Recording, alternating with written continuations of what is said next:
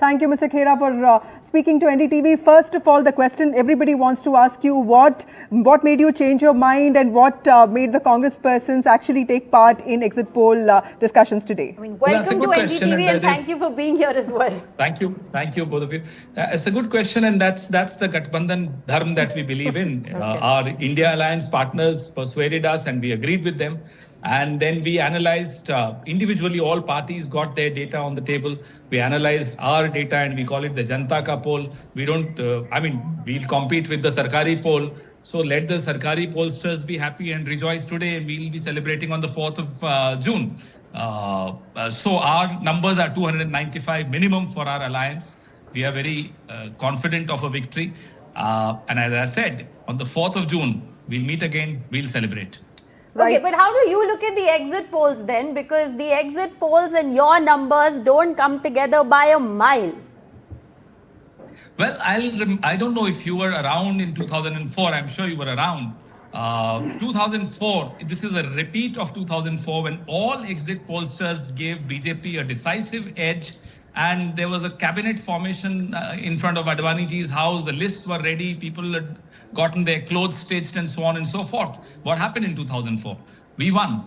And this time around, there is no, Mr. Pramod Mahajan is not here, late Mr. Pramod Mahajan, but these two leaders from Gujarat, who are now on their way back to Gujarat on the 4th of June, are there, and people are really afraid of them, much more afraid of them than they were of Mr. Pramod Mahajan. I'm just trying to recall the history of 2004. Okay. But Pawan, if the numbers were to hold true, would you agree that the Congress could have started its campaign earlier? Could there have been better alliance cohesion amongst partners? Do you think some things could have worked upon?